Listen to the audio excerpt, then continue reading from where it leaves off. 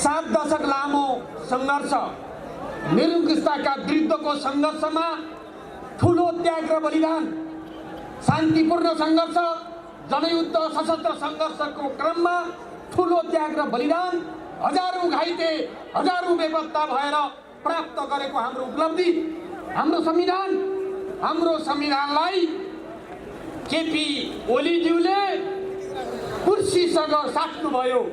हाम्रो संघीयतालाई उहाँले आफ्नो पदसँग साट्नुभयो। र यो म भन्न चाहन्छु, तपाईहरुलाई सोध्न चाहन्छु, संविधान पदसँग साटिन सक्छ? के संघीयता कुनै सनदमा खारेज हुन सक्छ?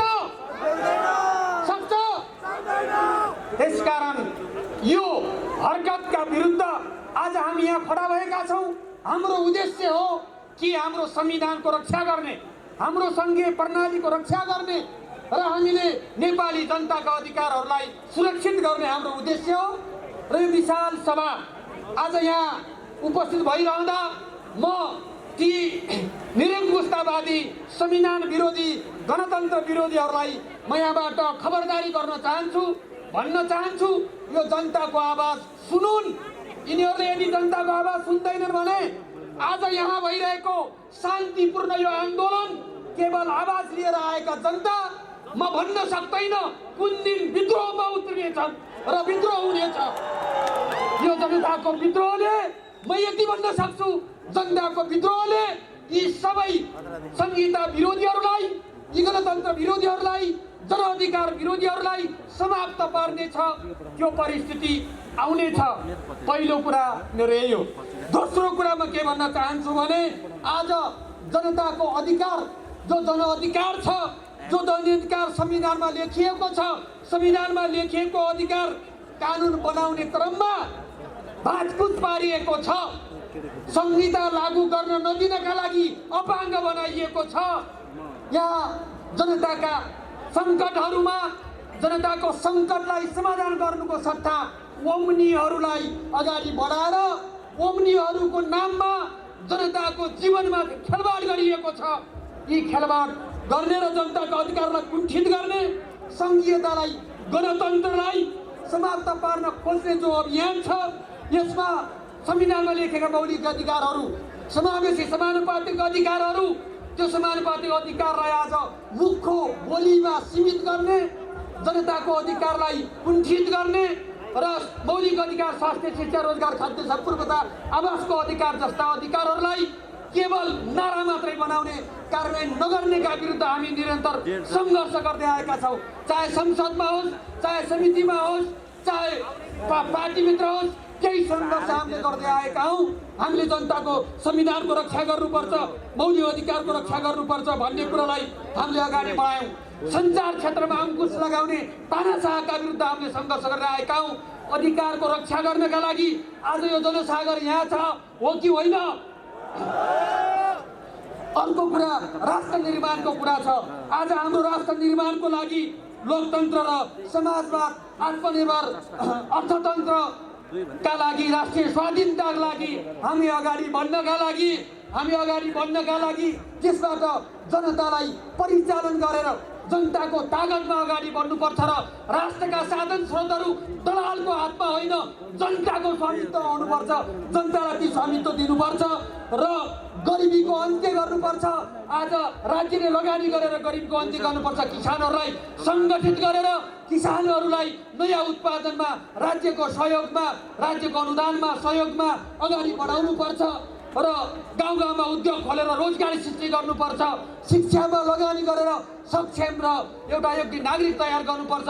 स्वास्थ्य क्षेत्रमा उपचार नपाएर मर्न सकिन्छ कि भन्ने कुराहरूबाट जनतालाई मुक्त गर्नुपर्छ। यसका लागि, यो गर्नका लागि आज हामीलाई आज त्यस्तो खालको संरचना चाहिन्छ, त्यस्तो खालको नेतृत्व चाहिन्छ। त्यो संरचना बनाउनुपर्छ। संरचना बिना, संस्था बिना देश बन्न सक्दैन। त्यसमा सक्षम नेतृत्व पनि चाहिन्छ। आज के खाँचो छ भने त्यस्तो क्षेत्रमा, देश र जनतालाई उपलब्धि दिने क्षेत्रमा, अन्धकारलाई अन्त गर्ने क्षेत्रमा अब फेरि नयाँ कुलमानहरूलाई नियुक्ति गर्नुपर्छ। नयाँ कुलमानहरूको माध्यमबाट जनताका समस्या समाधान गर्नुपर्छ। त्यसका लागि सक्षम राजनैतिक नेतृत्व पनि चाहिन्छ। यो कुरा पनि म भन्न चाहन्छु। र अब चौथो कुरा म के भन्न चाहन्छु भने लोकतान्त्रिकरण आज राज्यका सबै संरचनाहरूमा लोकतान्त्रिकरण नहुनुको परिणाम हो। लोकतान्त्रिकरण बिना त्यहाँभित्र जनताका आवाजहरूलाई नसुन्ने, जनताको सेवा नगर्ने जो संरचनाहरू छन्, संस्थाहरू छन्, त्यसको परिणाम आज हामीले भोगिरहेका छौँ। त्यसकारणले पुरानो संस्कृति, पुरानो मान्यताबाट मुक्त भएर नयाँ संस्कृतिको निर्माण गर्ने आजको आवश्यकता हो। त्यो आवश्यकतालाई पुरा गर्नका लागि परिवर्तनमा सहभागी भएका सबै शक्तिहरू, राजनीतिक दलहरू मात्रै होइन, राजनीतिक दलभन्दा बाहिर रहेका परिवर्तनकामी शक्तिहरू, चाहे नागरिक समाज हुन्, चाहे बुद्धिजीवी हुन्, चाहे विशेषज्ञ हुन्, चाहे सङ्घ सङ्गठनहरू हुन्, चाहे सञ्चार क्षेत्र होस्, ती सबै क्षेत्रलाई समेटेर सहकार्य गर्नु आवश्यक छ। लोकतन्त्रका लागि, त्यसको सुदृढीकरणका लागि, त्यसलाई रक्षा गर्नका लागि हामी अगाडि बढ्नुपर्छ। र एउटा सहकार्यमा अबको राज्य सञ्चालनमा तिनको निगरानीमा, तिनको नियन्त्रणमा नेताहरू बस्नुपर्छ, मन्त्रीहरू बस्नुपर्छ, सरकारका मान्छेहरू बस्नुपर्छ।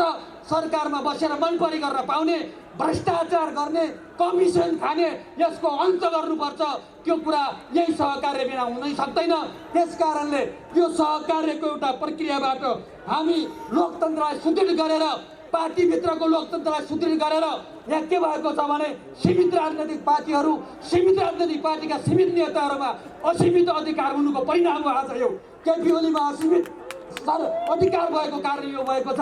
त्यसकारणले म अन्त्यमा के भन्न चाहन्छु भने केपी ओलीलाई गाली गर्ने कुरा मात्रै नभएर केपी ओली पैदा हुनुको पछाडि त्यो ग्राउन्ड कहाँ तयार भयो, कसरी केपी ओली पैदा भए, कुन आन्दोलनमा भए र त्यसको समीक्षा गर्नुपर्छ, त्यसको जिम्मा लिनुपर्छ। त्यसको आफ्नो ठाउँबाट म जिम्मा लिन तयार छु, कहाँबाट केपी ओली पैदा भए। अन्यथा हामीले यो समीक्षा गरिनौँ, यो कुरा हामीले स्वीकार गरिनौँ भने फेरि महेन्द्रहरू जन्मिनेछन्, फेरि केपी ओलीहरू जन्मिनेछन्। त्यसकारणले त्यसलाई जन्मिन नदिनका लागि अब हामीले समीक्षा गर्नुपर्छ भन्ने कुरा राख्न चाहन्छु। बोल्न पाइन्छ, हामीले ल्याएको व्यवस्थामा बोल्न पाइन्छ। नागरिकको मुखमा टेप टाँसिएको छैन। सर्वसत्तावादको विरुद्ध बोल्न पाइन्छ। संविधानको चिरहरण गर्नेका विरुद्ध बोल्न पाइन्छ। संविधान र कानुनी राज्यको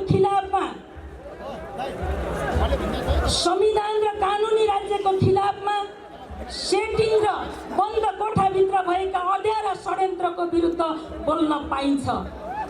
2007 सालदेखि 2046 साल, 2062-63 सालसम्मका ऐतिहासिक क्रान्तिहरूले भन्छन् नागरिकहरू सार्वभौम सम्पन्न हुन्।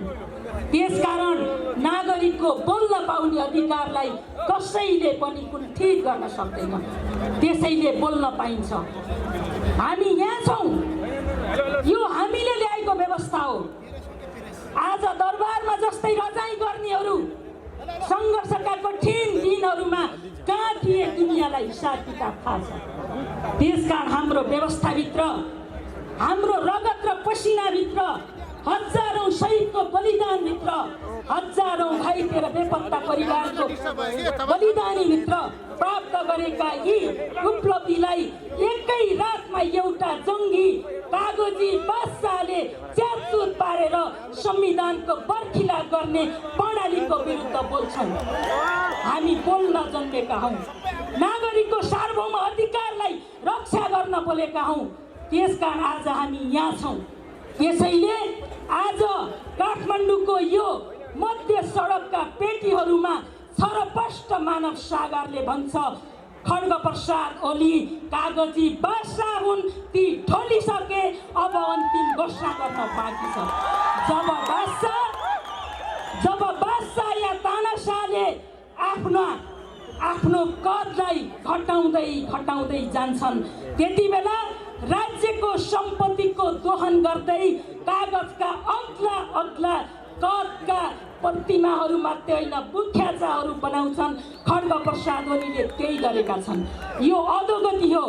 त्यसकारण यहाँ केही चार्जहरू छ हामीलाई बोल्न पाइँदैन भन्ने। कार्यकारी प्रधानमन्त्रीको एउटा कोठाको एसिस्टेन्ट जस्तै प्रधानमन्त्री या मन्त्री परिषदका निर्णयलाई खुसुक्क सहीसाब गर्ने सम्माननीय राष्ट्रपति, यो राष्ट्रपति सम्माननीय पद संस्था पद होइन संस्था, हाम्रो बलिदानीले प्राप्त संस्था हो, हाम्रो शिरमाथिको संस्था हो। तर त्यो संस्थाका विरुद्ध बोल्ने दुस्साहस गरेको छैन म।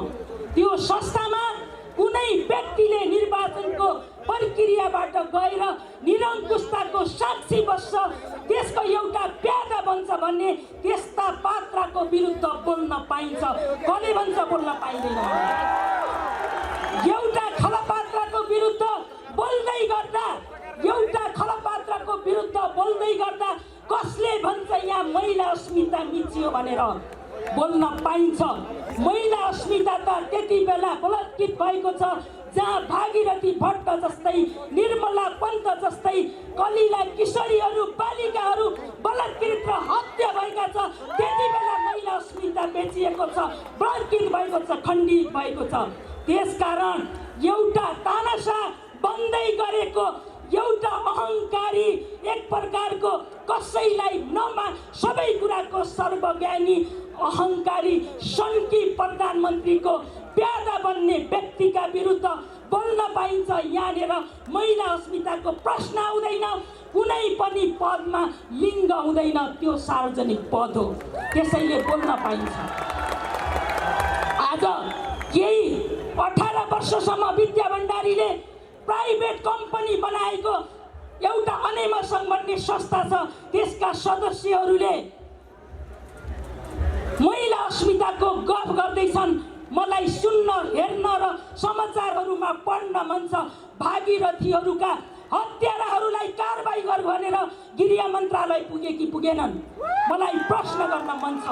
र अर्को कुरा एउटा सानो निवेदन मात्रै गर्न चाहन्छु कि न्यायालयका बारेमा आज सर्वोच्च अदालतमा संसद विघटनको पक्षमा भइरहेका बहस सुन्दै गर्दा र आजको यो हाम्रो उपस्थिति देख्दै गर्दा संसद पुनः स्थापना नहुने कुरै छैन। यदि संसद पुनः स्थापना भएन भने त्यहाँ खड्ग प्रसाद ओलीको पक्षबाट प्रतिवाद गरेका विद्वान अधिवक्ताहरूले भने जस्तै प्रधानमन्त्रीसँग एउटा अचम्मको अधिकार मात्रै हुनेछ, जो कानुनमा संविधानमा लेखिएको हुने छैन। यो व्यवस्थाको हामी खिलाफमा छौँ र सर्वोच्च अदालतले कानुन सम्बद्ध संविधान सम्बद्ध फैसला गर्नेछ भन्ने कुराको हामीलाई विश्वास छ। यदि यो विश्वास डगमगायो भने न्यायालय राज्यको शक्ति पृथकीकरण सिद्धान्तको आधारमा बनेको संस्थाको औचित्य समाप्त हुनेछ। र मैले जाँदा जाँदै 1 मिनटमा भन्न चाहन्छु, यो खड्ग प्रसाद ओली व्यक्ति होइन, हामी व्यक्तिको बारेमा लडिरहेका छैनौँ। यो संस्कृति हो र प्रवृत्ति हो। कमरेड माधव नेपाल, कमरेड प्रचण्ड, यहाँहरूलाई हजारौँ जनताको बिचमा साक्षी राखेर भन्न चाहन्छु, यो लडाइँ हामी जित्दैछौँ, जितिसकेका छौँ। अब खड्ग प्रसाद ओली प्रवृत्ति कहिले नदोहोरिने व्यवस्थाको सुनिश्चितताका लागि यही मञ्चबाट तपाईँहरूले घोषणा गर्नु। यो हाम्रो लडाइँ खड्ग प्रसाद ओली प्रवृत्तिका विरुद्ध हो, लोकतन्त्र र न्यायको पक्षमा हो। यही न्यायको पक्षमा आएका हजारौँ जनताहरूलाई साक्षी राखेर आज हामीले यही घोषणा यहाँबाट सुन्न चाहेका छौँ, न कि एउटा पात्रको विरोध। यो विरोध होइन। धन्यवाद।